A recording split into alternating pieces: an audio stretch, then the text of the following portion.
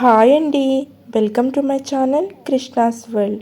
ఈరోజు నేను ఈ వీడియోలో పండు మిర్చితో గోంగూర రోటి పచ్చడిని ఎలా ప్రిపేర్ చేసుకోవాలో చూపిస్తున్నాను.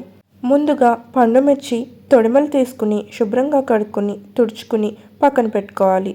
తరువాత స్టవ్ ఆన్ చేసుకుని ప్యాన్ పెట్టుకుని కొంచెం ఆయిల్ యాడ్ చేసుకోవాలి. ఆయిల్ బాగా వేడైన తర్వాత పండు మిర్చిని యాడ్ చేసుకోవాలి. మూత పెట్టుకుని బాగా మగ్గేంత వరకు పండు మిర్చిని ఫ్రై చేసుకోవాలి. పండు మిర్చి అంతా బాగా ఫ్రై అయిన తర్వాత వీటిని ఒక ప్లేట్లోకి తీసుకోవాలి. ఇలా ఫ్రై అయితే సరిపోతుంది. తరువాత అదే ఆయిల్లోనికి శుభ్రం చేసి పెట్టుకున్న గోంగూర ఆకుల్ని కూడా వేసుకోవాలి. ఇలా ఆకుల్ని మొత్తం వేసుకుని బాగా కలుపుకోవాలి. నేను ఇక్కడ ఒక పెద్ద కట్ట గోంగూర తీసుకున్నాను. దీనిలోనికి కొంచెం చింతపండుని కూడా యాడ్ చేసుకోవాలి. మనం పుల్ల గోంగూర తీసుకున్నట్లయితే చింతపండుని తక్కువ యాడ్ చేసుకోవాలి. ఇదంతా బాగా మిక్స్ చేసుకుని బాగా మగ్గించుకోవాలి.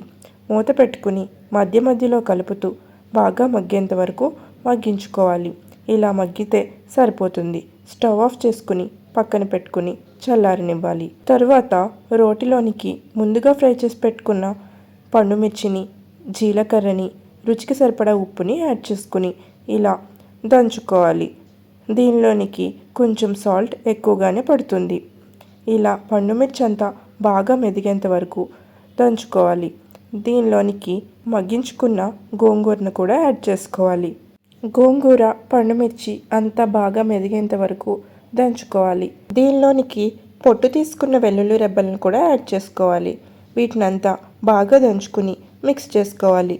మధ్య మధ్యలో కలుపుతూ వీటినంతా బాగా దంచుకోవాలి. ఇవన్నీ బాగా మెదిగిన తర్వాత వీటిని ఒక ప్లేట్లోకి తీసుకోవాలి. మిక్సీలో కాకుండా ఇలా రోట్లో ఈ పచ్చడి చేసుకుంటే చాలా చాలా టేస్టీగా ఉంటుంది.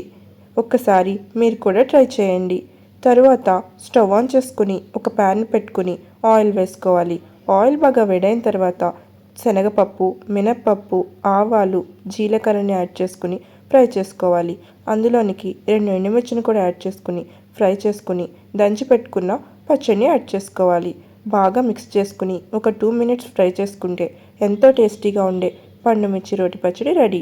మీరు కూడా ఈ రెసిపీని ఒకసారి ట్రై చేసి ఎలా ఉందో కామెంట్ చేయండి. మరిన్ని రెసిపీస్ కోసం నా ఛానల్ని సబ్స్క్రైబ్ చేసుకోండి. Thank you for watching.